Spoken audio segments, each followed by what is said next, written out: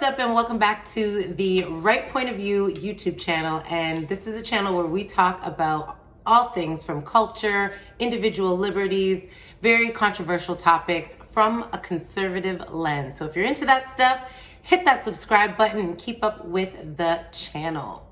Now, today we're going to be reacting to a Candace Owens and it's a Candace Owens video. She did an interview with Ray J, who is a well-known former R&B artist, as well as an actor, reality star, all of that stuff. And in this video, they actually brought in a transgender person, and they go through this conversation, which I think is super fascinating. I am very interested in this topic because with everything that's going on in the world and with these movements, it is really important to highlight these conversations and just have some honest dialogue about it all. You know what I mean? So that's what we're gonna do today, and I don't wanna keep you too much longer, so let's get right into it.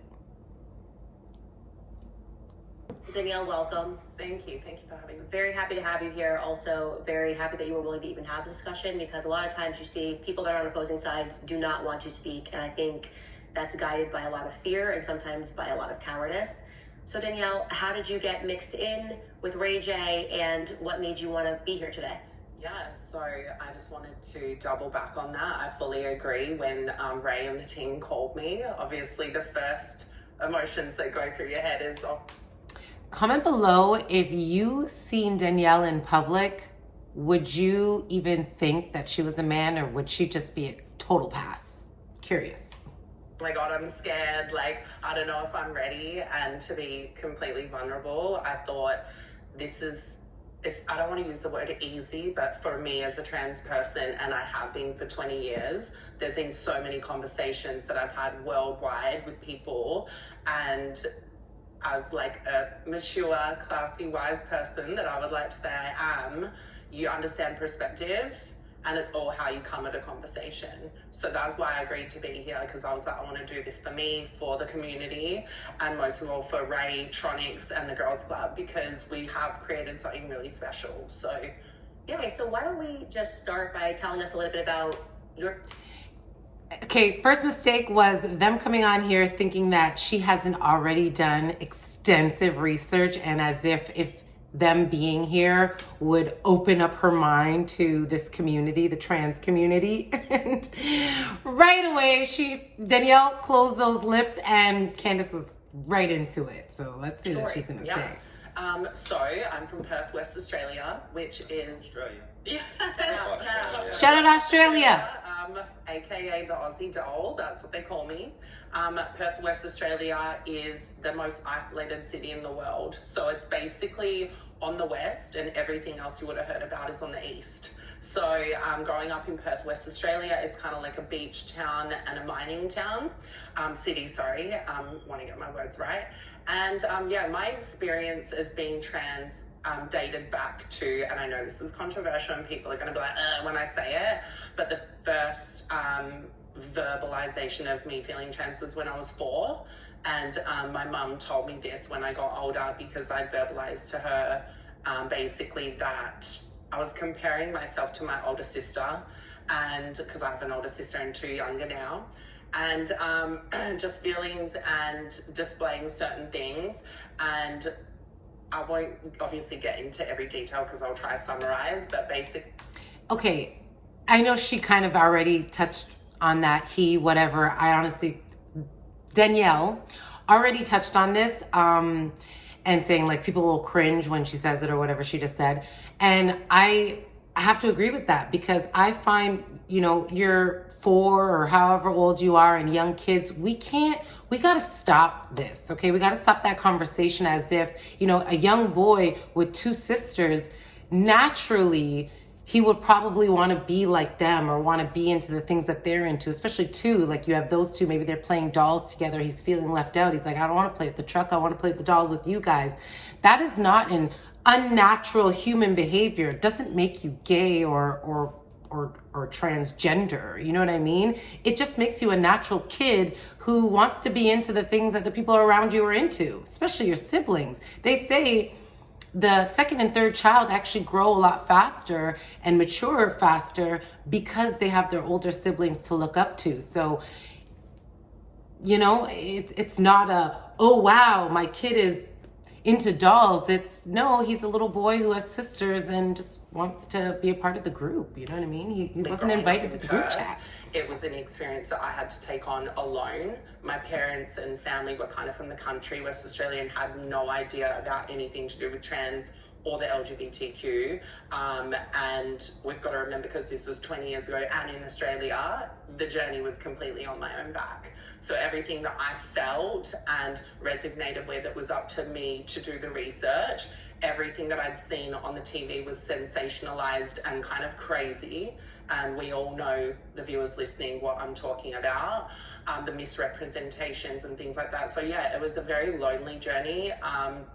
You only have to talk to someone in the community to know that I was a trailblazer for what I did, because I was literally basically the only one for a while doing what I was doing. And yeah, life's been a journey since then, and it still is.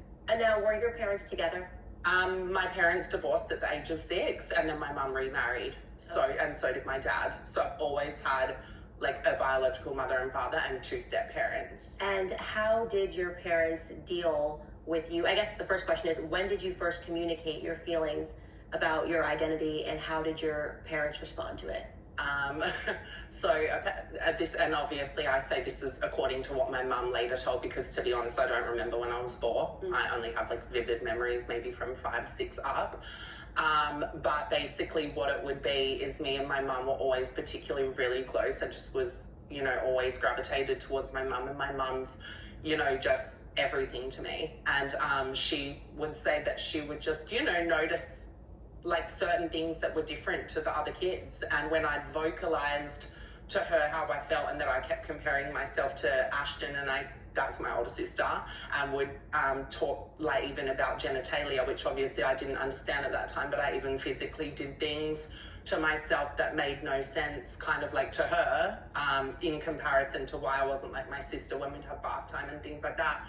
So that was the first verbalization. And then as I got older, it just got stronger, because I was able to verbalize things more. But the interesting thing was, and once again, this is only my experience, and I'm just speaking today from a personal experience of being trans, when I was being really out there with my vocalizations about being trans, all of a sudden, when I had realized in school that it wasn't appropriate to be saying those things, and it wasn't normal, and it was weird, or I could be bullied for it, I completely went the opposite, and I never brought it up again. So that was... And this is an important part, because if she's, you know, expressing some of these things, I think the teachers should have spoke with the parents, the mom, the dad. Everybody should have gotten involved early on to really help with this young boy at the time to understand this reality that he was facing. You know what I mean? That no, it's not normal, and helping him to process it. You know what I mean? Because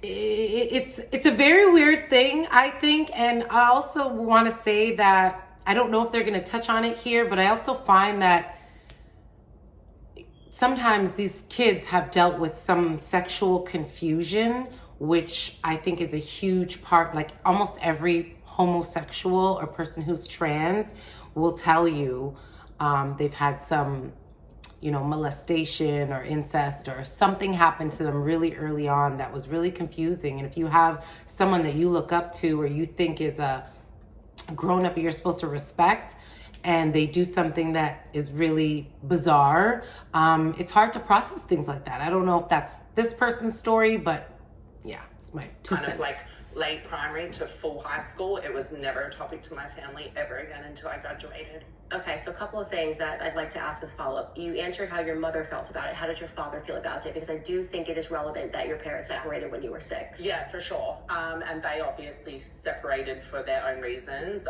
My mother explained to me years later, when I had the maturity, that they got a divorce based on just a complete lack of compatibility, you know, and people got married then just kind of because they had to, and popped out a few kids.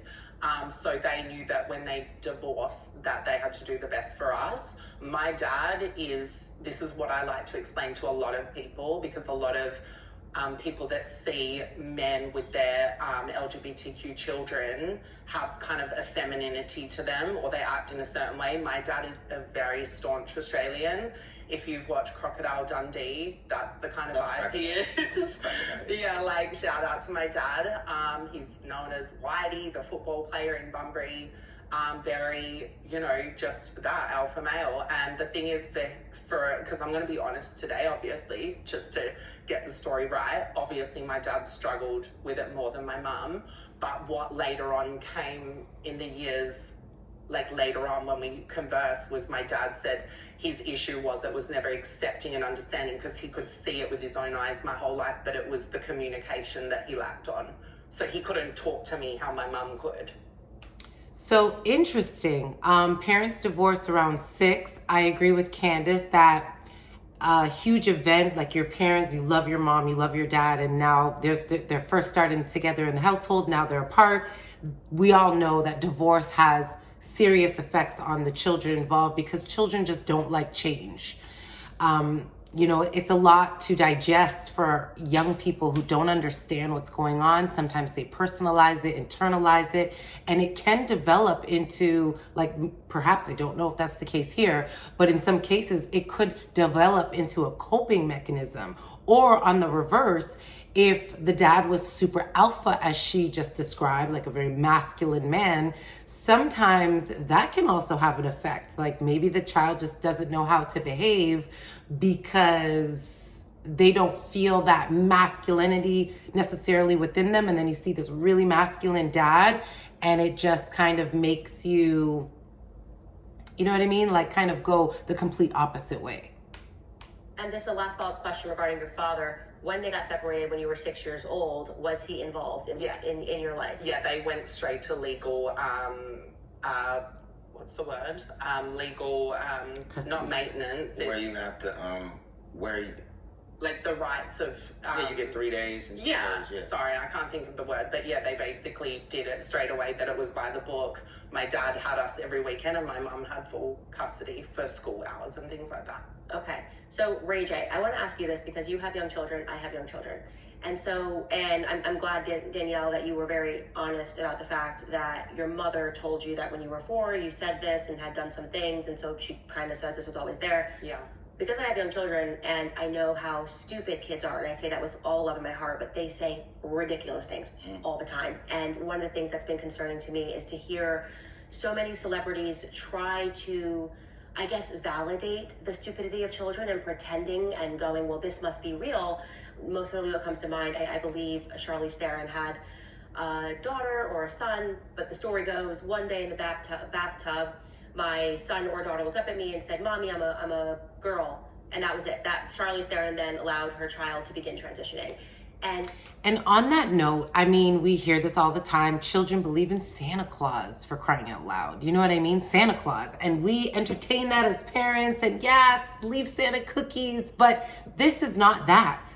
And if a child at 6 or 4 or however old can believe that there's a man flying around in one night dropping the entire world presents is real, or even the Tooth Fairy and things like that, then we have to give some leeway in terms of how much we're willing to entertain. If a child comes to me and says, he's a boy and he decides he wants to be a girl, or I'm a girl, you don't just right out the gate just start exploring that, right? You have a conversation, maybe just kind of whiffed it away, give them, some other things to focus on, or try to reel them back in a more,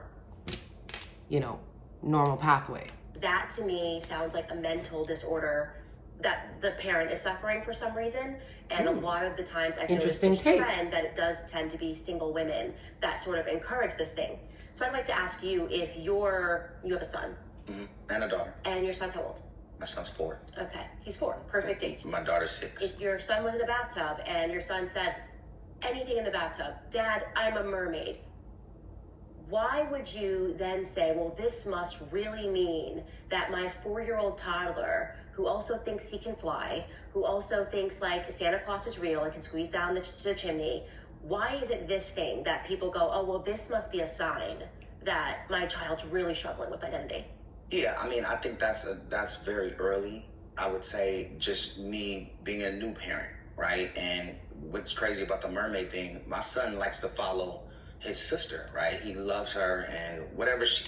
Didn't I just say that? Who doesn't? All kids are like that, for real. That's not abnormal. What's abnormal is taking that interest they have in their siblings' toys or whatever have you and thinking it's a cause to actually entertain a transitioning of the child's entire gender. That's crazy. He wants to do. Same with me back. I used to double dutch and jump rope before I, started to hang out with my friends. Just because I wanted to follow my big sister. She got a mermaid outfit. He wanted one. So I got him a mermaid. He wanted to be a merman. Because she was in, she was swimming with the mer. So I'm like, all right, you want to be a merman? Then cool, I'll get you one. But I didn't think of it in the sense of that yet, just because, again, they're young and they're learning things as they go, And also to piggyback off that as well, sorry to cut you off, that was like a really valid question, but I have to state that with my mum, what she did was, it wasn't a validation of really how I thought and acted on it straight away. My mum was a listener. So my mum never shut me down for the things that I'd verbalize. But as for like counseling and transition, that was done way later. And that was never to punish me, but it was always like my mum was like a soundboard, but she never pushed. Yeah, you right? said, So I think said that's that important. You said you kept it quiet for... Oh yeah, I totally internalized because you see what the world says and you're like, oh. And that's a part of the problem. If the mom would later express that she or he was expressing these types of things early on and she noticed them, don't just tuck it away. You have to reinforce the masculine side of things by, just maybe encouraging some boy playtime, like going to the park with some boyfriends or putting them in a sport, or I don't know if that was the case here, but these are things that I would do if it was me, to just try to reinforce that connection with the gender that kid is, not just hoping it goes away, because then they're wrestling with these feelings over a period of time. And then when they are of age, especially when you have the influence of the public around and all these people saying that this is okay and this and that, now you're in a battle between you raising your child and the public raising your child, social media and all these unhinged people that come along with this movement. Sugar, this isn't normal, I'll just be quiet. Yeah, but I guess what I'm trying to say here is that your mother, even now, even if you're older and you make a decision, for your mother to go back into a memory of something that every child goes through, they just say stupid stuff. They want to be mermaids. Yeah. They don't even understand. The first time we watched a Disney movie, my son said, I'm a princess. And I said, no, you're a prince. Right. And now you're seeing this sort of people trying to go backward. And I don't know if they're doing this out of protection or out of love and trying to pretend that they just want to validate the experience that you're having. But I don't feel like, oh, this must be real because you said this started when I was 4. The first thing that comes to my head is mommy's got some issues, right? Because it's not like your mother said this, whatever, you were a kid when you were a toddler. Yeah. But then I really noticed this thing when you were 18 years old and your brain develops at the age of 26 years old. So that makes me a little bit uncomfortable because I do think, and I do see this pattern of single moms. And also just what you spoke to, you said I had an older sister. This is exactly right. So my daughter will... And that's another thing too about the single moms portion of it, because her dad was there, but on the weekends, you know what I mean? So you're not there to actually be able to reinforce certain behaviors. They're not there to actually look at dad as a role model on a day-to-day basis, say, okay, dad does things this way, dad does things that way. He was in a house with 2 sisters and a mom, a lot of feminine energy going around and no reinforcement of the masculine. Is much more of a roughhouser because she's following my son, who is the oldest. So she grabs swords, she wants to fight. Now, I was a tomboy. I went through a phase where I had I think all girls go through this tomboy phase, but I went through a phase when I was in 5th grade and I was acting, I wanted to just play with the boys, thought the boys were having more fun. I just thank God that this wasn't fashionable at the time, and I know that you're It definitely wasn't. Yeah. Yeah, because imagine you're a tomboy, just a tomboy, because I was kind of a tomboy myself. I like to play basketball. My dad bought me my first basketball net in the driveway. I used to bike ride all over the place. I had a lot of guy friends. I just enjoyed that company more. But could you imagine if my mom saw that as an opportunity to be like, are you feeling something? Are you confused about who you are? Do you think you're a boy?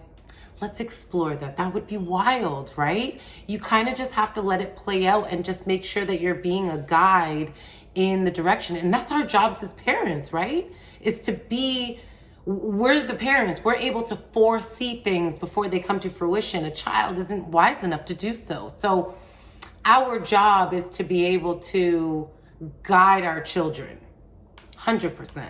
But now it's like parents are just like, yay, I want my kid to be different, and I'm throwing them into this. Right. I want to specify quickly on the 4. I use that specifically when I'm interviewed. Like I said before, I'm going to be really honest, and I use that because that was something that was told to me in a private moment with me and my mum when I was asking her to reflect. But that was just the start. As you can imagine, there was many other things she started to share with me, like between us, intimate moments of things. Oh, I remember this and that was because I was searching for that truth, and I'm also a very open-minded person, so I wanted to understand myself better.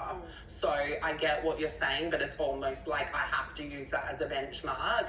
But it wasn't like you said it at 4 and then like we actioned it, or you said it at 4 and then never said it again. That was just the start of what she could remember and then moved forward for years. Yeah, but even if she's doing that post because she wants to validate the pre, it's still dishonest to me, because every parent knows that toddlers just say and do ridiculous things. And so if she's validating that for you now, then my fear is that maybe your mother was validating that for you out of love the entire time. But I want to go back into your narrative. That's a very, very strong point. And I'm with Candace on this one because, right? I'm trying to think, if my child came to me with something like that, would that be my first response? Would I start then going back into the memory bank and being like, this makes sense, that makes sense? Because it is true. If I start to connect those dots post, then was I connecting those dots pre? And did I have a hand in helping my child feel validated in some of these abnormal feelings? Something to think about for all the parents out there who might be dealing with this. So you said that when you were in high school, I guess you could just elaborate. I don't know if you were saying like you were trans, you started saying some trans things, and then people made you feel that you couldn't do that. It was, or was it middle school?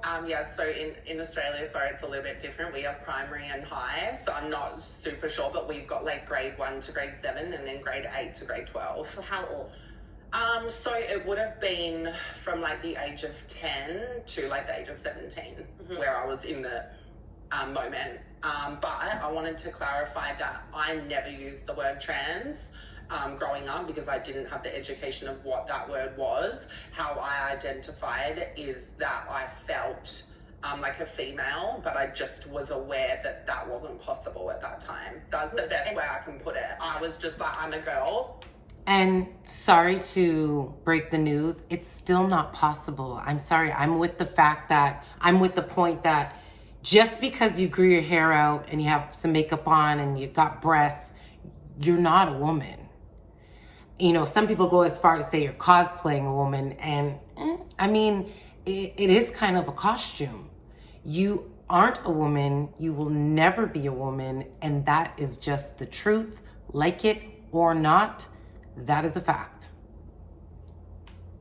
But unfortunately, that's not matching, and that's just how that's all I can verbalize it as. But the reason why other people caught on to that is because every day of my life, people literally were like, yeah, like she, her, girl. I would cross the street and they would be like, good morning, ladies, and then everyone would laugh. Like it was this known thing that people weren't being like trans or derogatory things at school, but they were literally like, what the hell are you? Without using swear words. So that's interesting. So why would somebody say good morning girls to you if you weren't presenting as trans? Because that's what I'm saying, that's how feminine I was. So you in were literally a school uniform, presenting as me.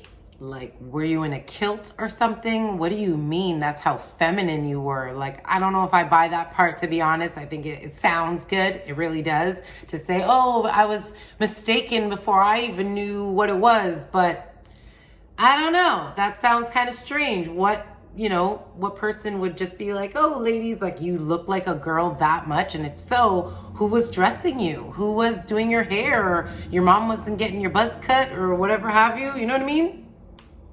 Just like whatever was perceived by the public as female. Okay, so I believe that you can be you can act feminine. That I totally believe. It wasn't really acting because it was a visual response. You know what I'm saying? Like, the lollipop ladies that, I'm not sure if y'all have them in America, like with the sticks, like stop, go. So it wasn't like an act of me prancing or anything. It was just the visualization. It was the head, and basically. I've grown up, just growing up, and I've had friends who were more feminine in class than other people. So we kind of could. So have I. And even the feminine boys, you can still see are boys. There's no mistaking that. You're just like, oh, that's a very flamboyant boy.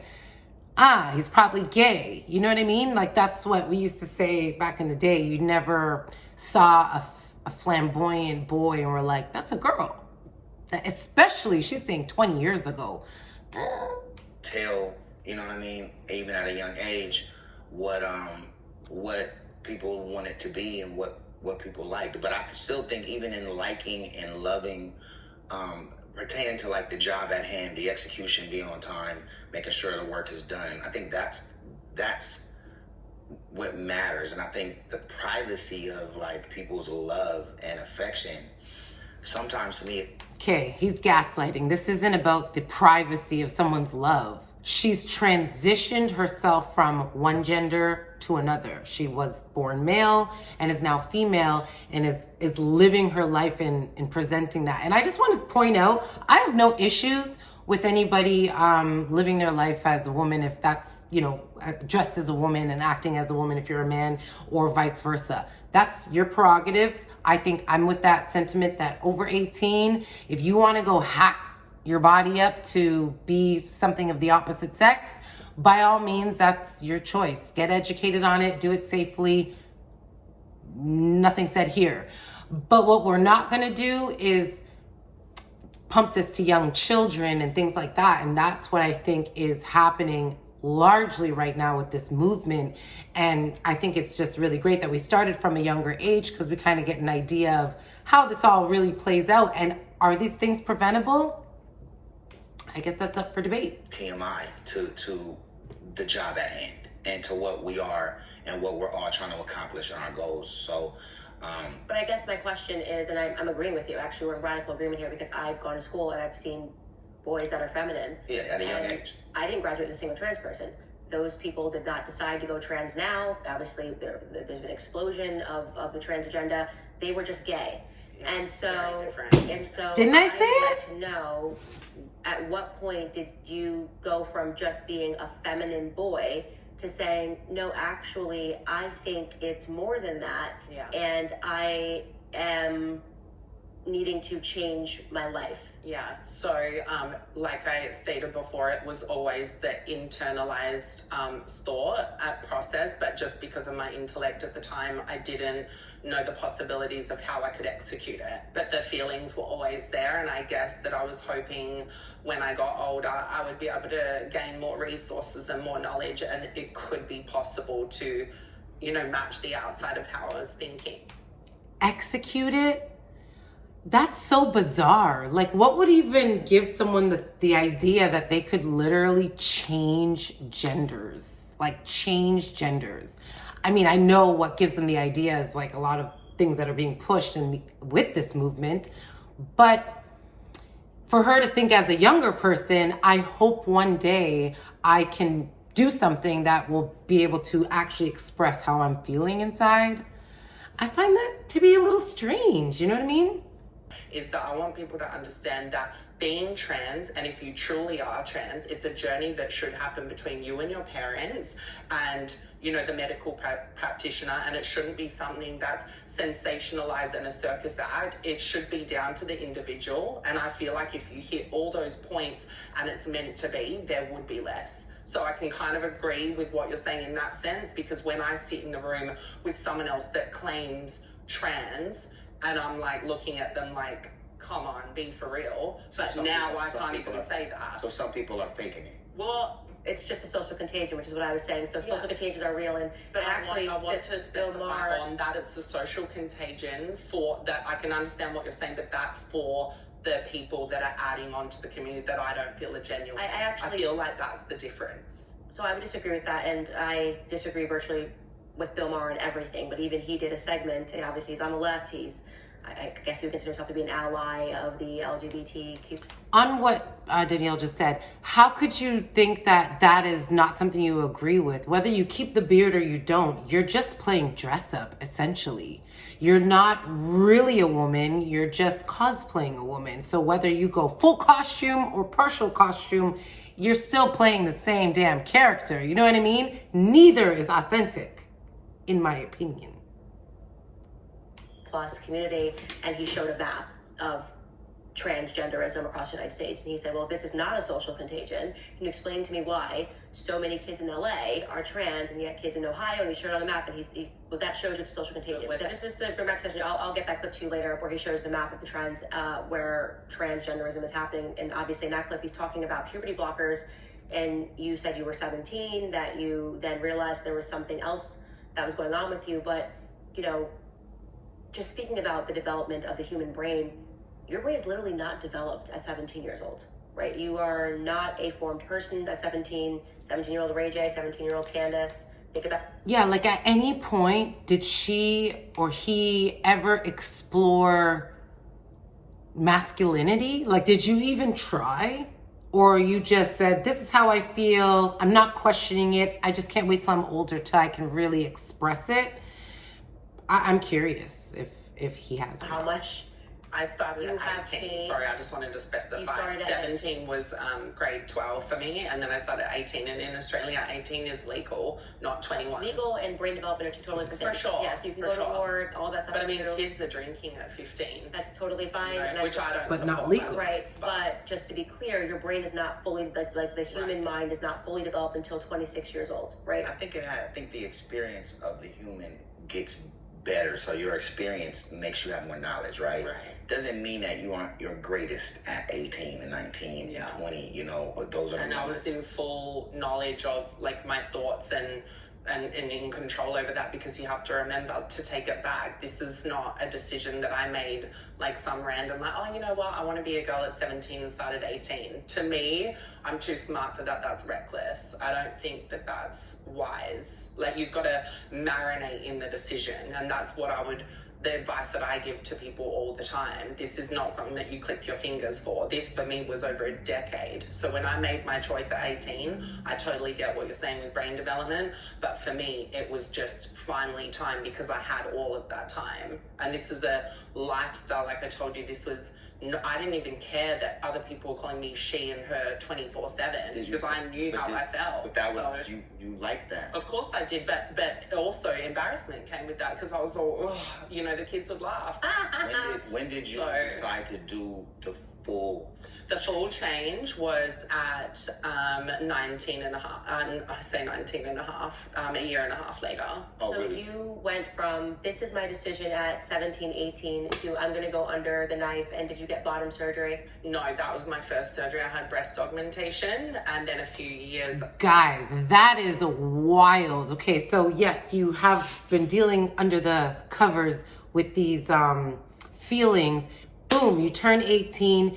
And a year later, you immediately decide to do a crazy, extreme surgery. Like making breasts is just crazy. And I don't know if Danielle goes the full way or not, but wild, right? Like, again, I do want to know, did you ever give yourself an opportunity to live in your masculinity, or was that just it right out the gate? You never even tried to come somewhere in between. It was just, no, I'm a girl and that's it. And she said, after that, I had SRS, which is also known as being post-op trans or sex change or gender reassignment surgery. There's so many different names. Why did you choose, and as your first surgery, to get breast augmentation?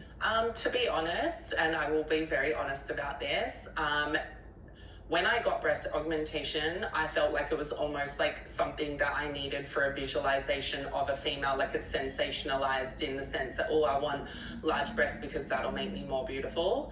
And I'm proud of myself that many years later that I can look back and kind of be like, I actually didn't need that because I had hormone breast growth of the equivalent to like a B carb, and I was actually had like great breasts. Okay, so that's interesting. So you're at the same time that you're saying that you were able to. So I just have to point out, so she is saying that for her to feel validated in what a woman is to her, she had to go get breasts. Which to me is like so superficial. If this is a feeling you have inside and you are what you are, why not just live in your truth from that perspective? Why do you have to go and add things and take away things and pump yourself with things to live in your truth? You know what I mean? Make this mature decision to go under the knife or to recognize that you were not a male, I guess would be, I hope I'm, okay. You're also admitting that you did something kind of childish, right? I mean, to say I need big boobs because I'm a girl, childish. that I wouldn't do that. I'm an actual woman, right? So I wouldn't do that I'm because that just sounds to me like someone who's playing dress up. Like that just sounds to me. It's definitely not. Like because it wasn't a costume. But that is because the first thing. But it is though. It really is actually. You are basically playing dress up. You know what I'm saying? So because this is what I'm saying. What constitutes a woman to the average person? It's way more than breasts and long hair. You know what I mean? And as a matter of fact, why I will never agree with the fact that these people can even consider themselves a woman, because of so many things that women actually have to deal with on a monthly or daily basis that you can't do surgery for. It's just not possible. There are things I experience as a woman you will never have to go through. So how can we be viewed the same? If you genuinely thought, like, this is who I am, the first thing you do is get boobs. That's to me just like, this is what it means to be a girl. Right. But we're talking about very surgically the first thing I did. But that to me is a costume, because women have all different breast size. There are some women that are completely pancakes. Some that have huge boobs. But that's why I take ownership over the fact that what I'm saying is not being a costume and not copying anyone or anything like that. It was a decision easy to say that when it's done. That I thought I needed, and it wasn't any deep regret. It was just later on I was like, I just don't need that size because I knew I needed. But the thing is, we have to be specific that my own friends that are born female have the same thing. Like my best friend literally hates her implants, but she's not a costume. But she's doing that for a different reason, and this kind of gets to my point. You said that after, and I want to slow this down because I'm making a point that I'd like you to understand. You said that once you realized that you were a female, you felt that you were a female and you were in the wrong body, the first thing you did was do something that does not make someone a female, right? That you just were like, I'm gonna get boobs. So that to me shows a tremendous immaturity, right? Now, when other women do this, they're just like, I want to look like Kim Kardashian. This is a trend. But they're not doing it because they're going, I'm not a woman. You get what I'm saying? Because my great point by Candace. Again, going into that is not something that makes a woman. Candace made a great point. All women have different breast sizes. I have friends that I grew up with that have no breasts. Literally none. They just stayed in A cup their whole life. When they lay down, you think they're a boy. No shade to any of my A cups, okay? My breasts aren't big either. But I'm just saying, breast size does not make a woman. So why is that the first thing that you go do to validate your womanly feelings? Kind of crazy. Friend literally got implants because she, and I quote, she was like, I feel like a boy because I've got no boobs. Some women That's want bigger literally what breasts, she and said. some people I don't mind little breasts or big breasts, but women want to And go that's get what they so, say. Right, but so they're doing they that attach it because to it's masculinity. but you're saying masculinity and femininity are two different things. Right. They don't attach it to whether or not they are in fact they would never go to the doctor and say, if I don't get these boobs, Right. I'm a male. No, but Right, I but didn't you think did- that. I was talking about aesthetically pleasing. That was my point. But that Like, oh my gosh, I actually- love that that. was- the breasts. yeah, that's feel fine. like That's fine. I just want to say, This is why this whole thing really confuses me. Aesthetically pleasing, you're saying you're a woman. So just be that, if that's what you are. You know what I mean? Why do you have to go and make all of these changes to aesthetically please anybody? You say you're a woman. that to never a me costume. is to me that's a costume. That's why I call. This is why I feel that it's woman face. It's an idea. Mhm. It's like this is what I believe women are because I'm scrolling through, and I'm giving you a modern example. Obviously, Instagram is not around when you're doing this. I'm scrolling through Instagram, and I think that the hottest girl on Instagram is Sophia Richie. So what do I have to do to look like Sophia Richie, and that's going to make me a woman? That to me is woman face, right? That doesn't make, so yes, you're saying there's aesthetics to it, and that is the reason why you will see women all across LA. It's like Exactly. standard practice. For me, it was They will beautiful. get there. But it's the aesthetic. different countries like different things. Exactly, for me, once again, because I can only speak from a personal point of view, it was the aesthetic of it. Just like my girlfriend, like I stated, that's how she felt as a born female. But the costume for me, because you're using that, and that is something that gets thrown. The difference between that, you and the friend, is she is actually a born female. So it's not cosplaying. Not the same. Bad example on Danielle's part. In our community, I want to specify how I see the costume, because I actually agree with that terminology, and I hate when people treat being trans like a costume, because they do it, but it's just not in that scenario. A costume to me is how I specified before, where people are going around saying I'm trans and they want to reap the benefits of being a trans, let's say, activist, or getting jobs as a trans spokesperson, whatever it may be, and then you see them at the corner store and it's like literally like, whoa, did you detransition overnight?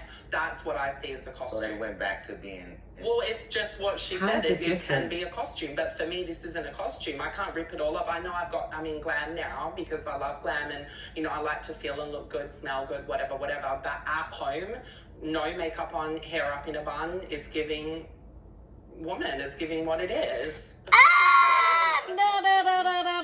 No. That to me was a little bit cringy. I ain't gonna lie to y'all. It's giving woman, it's giving what it is. I am so not trying to step out of the YouTube guidelines with this one, because this is sick. This is crazy. It's actually crazy, actually. Like, when you listen to these people talk, and like, if you really think about what he's saying or she's saying, it's a little deranged, right? No? Comment below what you think so far. Genuinely believe that you're a woman. 100%. Do I think I'm a born female biological woman? Absolutely not. I'm a trans woman, and I'm well aware that I'm not a biological woman. And I want to make that statement very loud, because that's where it gets crossed, and where I think trans people need to come to the table is understanding that, and letting biological women know that we're well aware we're trans women, and if people are out there saying anything otherwise, that's something that I don't want to back. So I just want to be clear, Danielle, I think you're a very kind person. You're a very open person. I'm just so happy that you're willing to have this discussion. But Ray J, when you say that you believe, And shout out to the security team. you believe that Danielle is a woman. You believe that I am a woman. I believe, like she said, Yeah. she's a trans woman. Okay. And she made it very clear that they understand the difference. But if someone like What I hope she asks, which would be like perfect for the argument on his side, would you have sex with this woman? Ray J is well known to be a very sexual guy. He's had sex with a lot of women in the hip hop and Hollywood industry. He used to date Whitney Houston, for crying out loud. He's been with a lot of females, okay? Would you, Ray J, have sex with Danielle, like how she's a woman? I would love to know. I hope she asks. Oh my gosh. The difference. That's what I'd like you to answer, AJ. Ray J. What is the difference? Well, I would say what's the difference is what you have, like what's on you. You know what I mean? And there is really no difference but what your preference is outside of work, outside of us coming together and doing what we need to do. Have you ever seen someone doing gymnastics with their words? He's trying to save face. He can't piss off his agency. But what are you saying? He's doing a backflip, a tiptoe, a dirty dance around this question right now because he knows he don't got an answer. It's crazy. To finish the goal at hand. No, but what is the difference between Yes, Candace, bring it back. Bring it back. She's a trans woman and you're a biological woman. Is that the word? Yeah, because I'm still being help from Danielle educated every day on it, right? I asked a lot of But questions. you're getting educated on speech rather than being educated on what you know to be right and Well, wrong. no, I know. Well, not right or wrong. I just know what's the So difference. if you have the differential, I absolutely love Candace. Honestly, nobody does it better than her. I aspire to be a Candace Owens one day, even half in her shoes, because so you're being educated on speech and not what you know? Because what do you mean? What is the difference between trans and bio that you see? The difference is one is real and one is cosplaying. No? and I'm glad that you are, because I do think that that's much more respectful than where a lot of people are coming from, who self-identify as transgendered. But if you have to delineate, if you have to say, I'm a trans woman and Candace is a woman, then that necessarily means that we are not the same, right? We are something different. I think everybody is different. Every human is different. Yeah. Nobody's the same. Yeah, I agree.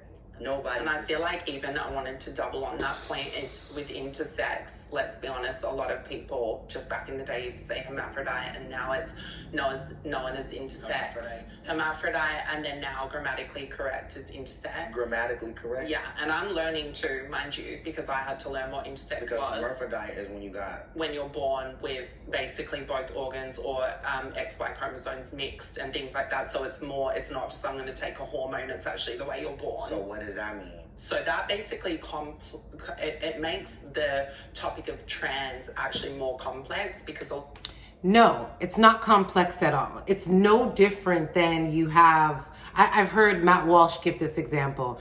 Most humans are born with 2 legs. If you have a baby that comes out and so happens to have 1 leg, there was an abnormality there. That's not normal, right? And we deal with it accordingly. An intersex, that's an abnormality. Something during the birth process, something went wrong. What you are, Danielle, just deciding to do these things yourself to yourself. You didn't have a vagina if she went through the full thing and now has one. She created that. Definitely not the same.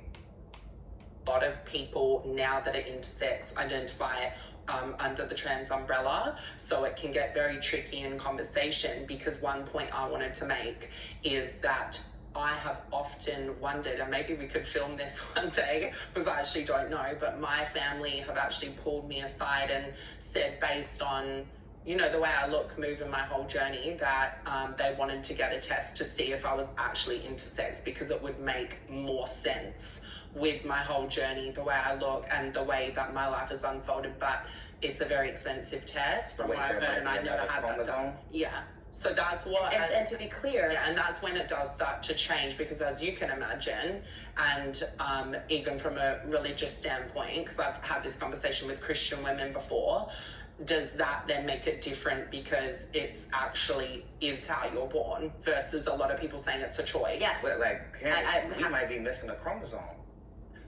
Like, there might be a chromosome. Like, you know what I'm saying? There might be one chromosome missing in certain humans that we ain't paying attention to.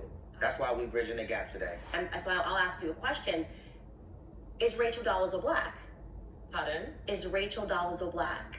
Rachel Dolezal, if you're not familiar, is the woman who was wearing dark makeup and was leading the NAACP, had grown her hair out kinky into an afro, and then it turned out that her parents spoke out, and she's basically as white as they come, and she just was dressing every day as a black person and passing as black and leading the NAACP. Yeah. And everyone in the I don't community, know her, so I don't want to comment on that. I want you to comment because She was just very she was simple. just I feel like I know what. so she was just wearing makeup. I feel like that's inappropriate, and I feel like going back to what you said before, that is the perfect example of costuming. What? This is the part where I actually think these people are not well upstairs. You're putting on makeup, you're getting surgeries, you're growing out your hair, you're doing things that help you present as one thing when you know you're something else. Exactly the same, no different. Well, because that seems very unfair, and it feels judgmental, because to me, if you're going to say that you felt that despite the fact that you were born a male, that you felt on the inside that you were something else, and then you went through steps to present as that something else. Right. And then when I say, what about Rachel Dolezal? Rachel Dolezal says that she felt her whole life that she was born in the wrong skin color, and that these weren't really her parents, and like she was black, and so she started presenting as black. I just don't see how you can be ideologically consistent, because no one will accept Rachel Dolezal because that's blackface. How could you say this? But you're sitting here like, well, I demand that I get rid of, that, like, and I'm saying you as the larger community, right. I don't think you're being demanding at all in this moment. But it's just, do you see the hypocrisy of saying that a woman can't just, like, why can't a woman? Ray J. I see how people would compare that. But my thing is, once again, is when we want to have conversations about things, it's never just an umbrella. And that's why when I hate when people say that, it has to be down to the individual. So as a mature, smart lady, and you're telling me this, and I'm comprehending that, I'm already understanding it for what it is. And that's why every case is different, because that's no different than someone. It's a very easy question. Is Rachel Dolezal black? But I, you know what? I watched something on, I think, Fox, and it was, they asked a transgender guy about it, and he was stuck on the question when they said, if I said I was black, I think Pierce Morgan said it, and he said, so if I say I'm black, do you consider me black? And I heard that. I said that to you. Yeah. He was stuck, and he didn't know of course he was stuck. Because I think that it's tricky now with race and gender, right? Not tricky. Why is it tricky with race? Race or your blackness or whiteness is superior to a woman or a man's belief? As a woman myself, I'm not comfortable with people like Danielle walking around claiming to be a woman and identifying with what I identify with when you have not. Or on the reverse, a white girl changing her appearance to be a black girl and pretending like that's her reality, when there are real things as a black woman I go through that you'll never experience. It's unfair in my opinion. And I stand by that. And I think that, but here's the thing. The fact that that question kind of stops the answers from flowing, because we need to elaborate more on that. We need to figure out how to really understand that question. Because that's being asked, and it kind of it's very simple, Rachel. But there's a reason it shuts everything down, because it's not a tricky question. She literally in 4 seconds, Rachel Dolezal said that she was black, that she lived this way, had a great job at the NAACP fighting for black causes. Suddenly her parents speak out. Everyone can see that her parents are very white. And then they showed a picture of Rachel Dolezal. It turns out this is like a blonde-haired Scottish girl. I mean, what if she was around black people for all her life? Well, that's my point, right? So, and the reason why you guys are struggling to answer. Does that give her a right to claim blackness? Like, in what world? You could be around all kinds of different people. That's, it's an experience, but do you get to now claim that? And the black community is serious about this. A white girl could get cornrows and they're in an uproar. Seriously, culture appropriation, give us our credit, You're white, you shouldn't get braids.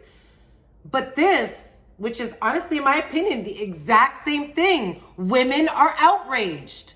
You are not a woman. Take that costume off. It's insulting. That's what some people say anyway. After this is because what it does is it presents, yeah, you said Rachel Dolezal is not black. Yeah, she's not black, And also so I feel Rachel like Dolezal it's is she sitting said she here, was black, but she's black. yeah, okay.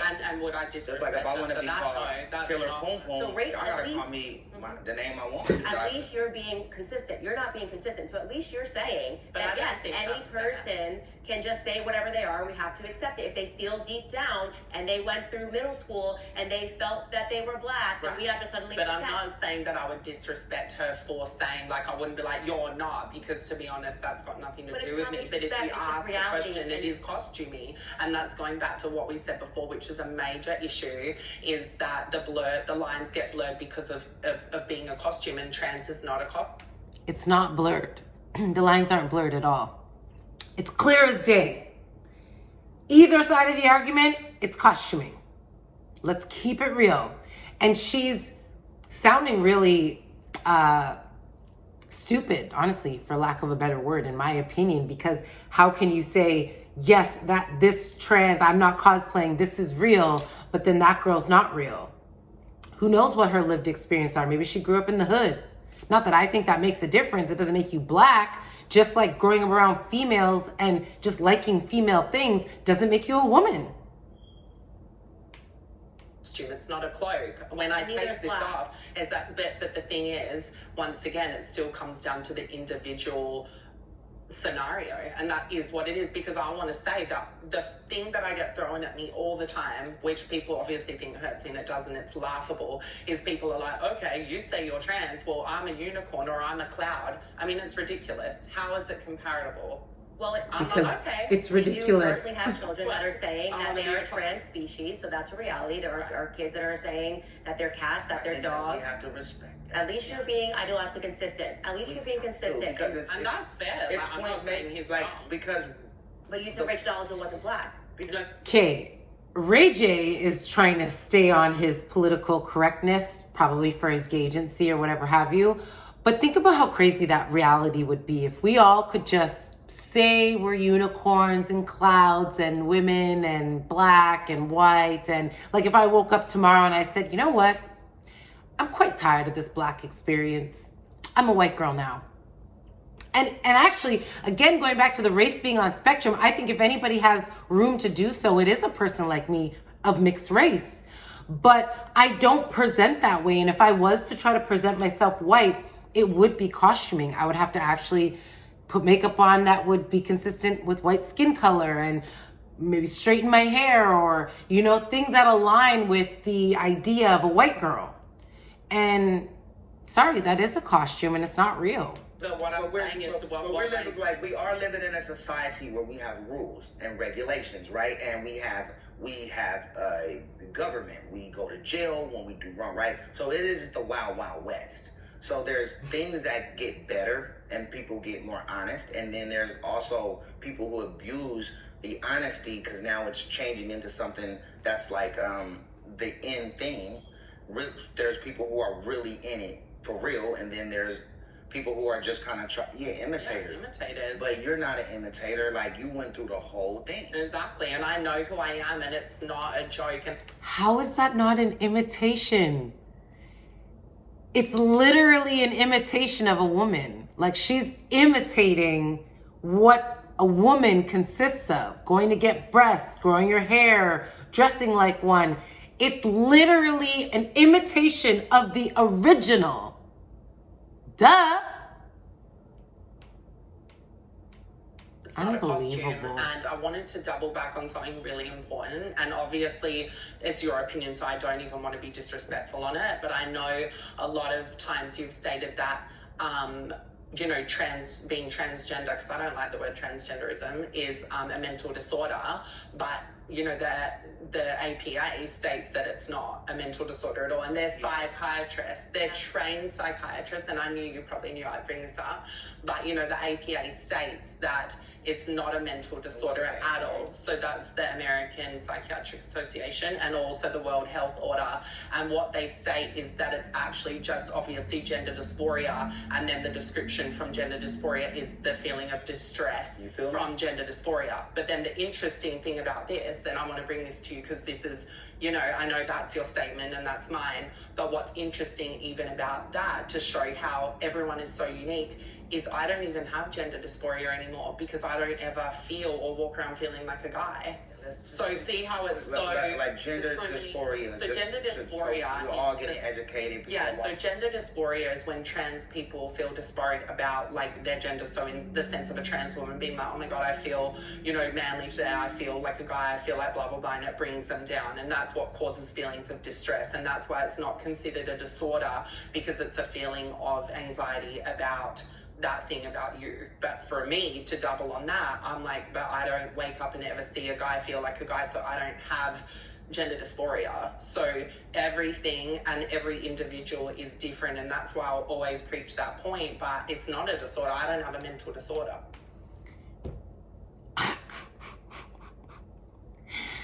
Because you have transitioned your entire body to match this gender dysphoria that you're suffering from. So mission complete. You don't have to feel gender dysphoria anymore because you've completely changed your body. That doesn't mean that it isn't there. It just means that you've now accommodated the mental disorder to the point that you no longer feel the effects of the mental disorder. The mental disorder is still alive and well in Danielle. Yeah, Rachel Dolezal is not a black person. So if Rachel Dolezal is not a black person but believes that she is a black person on the inside, what is Rachel Dolezal suffering from? So for me personally, but like I will say once again, because I don't know her story, but based on what you're telling me, I will go back to the point every time that what it sounds like is that she's costuming. That's what it is to me. If Rachel believes she's black, that's not only not my place to comment on. I don't know that girl, so it doesn't bother me. But if someone doesn't believe in what she's doing is right, if it's publicized or whatever, that's their opinion. But do I think that she has a mental disorder? My answer is, who am I to even comment on that? Yeah, because I'm not a psychologist. Let me just I finish. have no idea. I agree with you about Rachel Dolezal. She is costuming. Right. But does she have a mental disorder? If you are living your life as something that you are not, and you believe inside of you that you are this, she's not hurting anybody, but she is suffering from a mental disorder. Now this is where things get tricky. So you and Rachel Dolezal are actually embodying the exact same thing, right? Both of you believe. Anybody watching this is going, this is a very valid point. Both of you believe that you are something that you are not, and you have gone through extremities to live as something that you are not. You're not, but this is a costume, and that's my point. Everything you are saying to Rachel Dolezal. She's lived in this reality for so long that she can't see it. She just can't see it. She literally has separated herself from anybody else that is going through this. And the interesting part about it is her view on the wanting to be black girl is she's costuming and she can't seem to get behind that. You know what I mean? Whereas when it comes to putting the lens on herself, she just can't understand where Candace is coming from. And I find that to be very telling in terms of the mental state. It's very clear. You could say to yourself, right? Rachel Dolezal could share a story. Let me just get this out.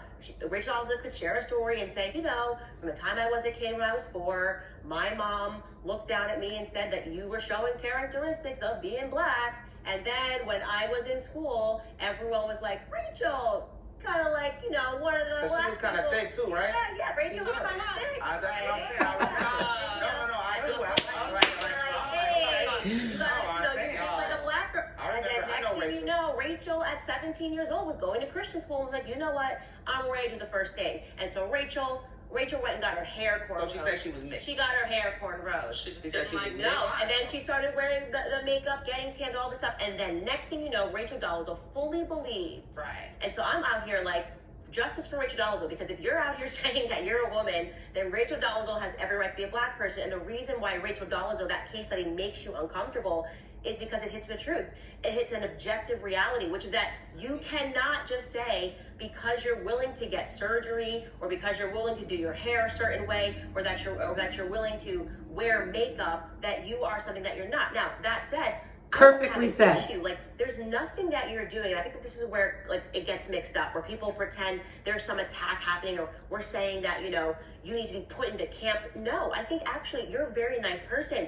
You're just not a woman, and you're never going to be a woman. And I know that. Right, exactly. And that's why I wanted to make that point. But people weaponize that. See, people love being like, you're not a woman, and I'm like, yeah, cool, great point, I agree. And then where do they go? Because see, they're weaponizing it because they want to put us down, like, you're not a real girl, you never will be. Yeah, I'm aware. I have a mother and 3 sisters. Like, I'm well aware. Yeah. And I'm okay with that. Yeah, and I love the way I am. And even with Rachel, that. to go back to your point, if Rachel wants to be that way, go ahead, girl, get your life. That's what I'm saying. But see, so it's not me being contradictory, Right, but it because would be- the question is yes, I feel she's costuming, but girl, get your life. If you want to do that, do it. But it always comes back to us being delusional, but we're not. We know we're not biological women, so it's And scored. that's see, now we It's can the all be twisted friends. reality. We can all go out. And, I want to ask you a question, because I actually find your energy, like, you know, like, I feel like you're a strong woman, you're wise, you're intellectual, and I actually get good energy off you. I'm like an energy kind of gal, and I want to... She immediately wanted to switch gears because that's the end of the argument. This sounds wild to me. Anyone with a, you know, a normal functioning mind can see through this. And honestly, I'm listening to her speak. I'm not gonna lie to you. It's worrisome, you know, that she could, yeah, I know she just said she acknowledges she's not a woman, but all of her actions contradict that exact statement. You know what I mean? If that's the case, what are we doing here? What is going on? Why are you taking, you know, hormone pills and doing surgeries? If you just feel like a woman inside, just let it be. Why does the costuming part have to come in? Why do you have to go and start changing and rearranging all of these things to fit the feeling? If it's a feeling, just let it be what it is. No point to go and costume, as she put it. Educate people that I am trans, and that's usually out of respect, because I like to be honest with men. I don't like to, you know, deceive anyone or lie or whatever. But my thing is if we were having a conversation and it wasn't about this, and She doesn't like to deceive or lie, so she's honest with men. Honest about what? That you're not a woman? Like, what are we doing here? What are we talking about? Do you understand what I'm saying? She's a woman, she says. She doesn't even suffer from gender dysphoria anymore because she is a woman. But yet, she's honest with men and keeps it real because she don't want to be lying to nobody. vibing, or if I went to your church and stuff, like, you're not looking at me as like a boy or like Ray and glam. Well, to be fair, since I knew you were coming here, I feel like it's not a fair question to ask because, but to be clear, there are tons of, especially today, you could literally look at somebody on the internet and never know that they lived as the opposite sex. Yeah. And or they were born as the sex that they're not presenting, rather, is the better way to say it. But to me, I don't know, like, for me, I think that it's just dishonesty. Do you know what I mean? If you're not being honest. If you're not being like, honest. Like one time, and I ain't never told nobody this, but I put on a wig one time, right? Yo. And so when I put on the wig, because I was trying to get into this other character, so I put on the wig, I looked in the mirror and I went, oh my God, and I was attracted to me.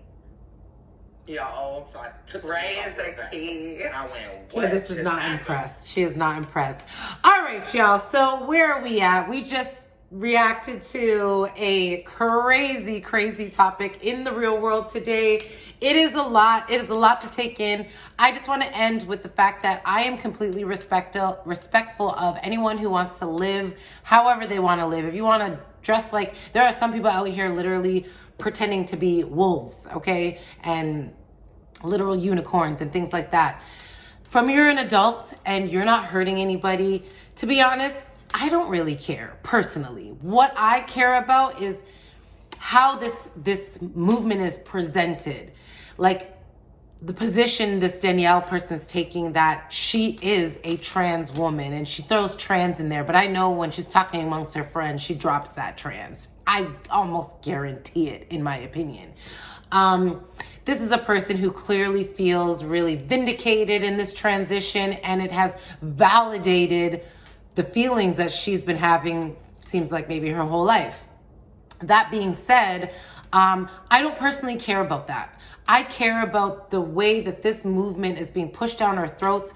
I care when you tell me I have to start using pronouns to be appropriate to your transition.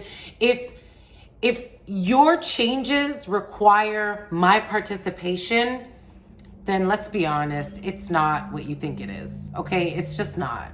So, I mean, sure, she can take her makeup off at home, throw her hair up, and she got her boobs and whatever have you, and she's validated in her feelings. But to the rest of the world, for us with minds that are connected to reality, yeah, that's just not it for me. I don't think playing blackface is cool either. I think people should be able to just feel comfortable in their skin and comfortable as they are. To be honest, if I'm really honest, I appreciate the saucy Santanas more than I do people like Danielle, because he's gay, he's flamboyant, he keeps his beard, he still presents as a man, even though he'll put some nails on and whatever have you, but he's not confused about who he is. He likes men, he's gay, and that's pretty much it. If trans people just wanted to just be a loud, feminine, gay person, I could get behind that way faster than I could cosplaying an entire female, because we see what this is doing to the world. Well, not the world, because a lot of people don't allow this bullshit, but at least the North America, and how it's now infiltrated in sports. It's starting at a very, very young age. You have all these celebrities that are allowing their children to dress up and do all of these major surgeries that can be very, very harmful. I've watched videos on detransitioning and even transitioning when they have to put the thing up and dilate just to keep that makeshift vagina wide. You know what I mean? Like, and I hear it's very painful. That is no way we should be teaching people how to live their truth. So that's it. I would love to hear from you. And until next time, leave a comment, like this video, like, guys. I cannot stress this enough. It helps to spread the message. And if you believe in anything that was said in this video today, help spread the word, okay? Like this video. I appreciate you watching as always. And until next time, see you later.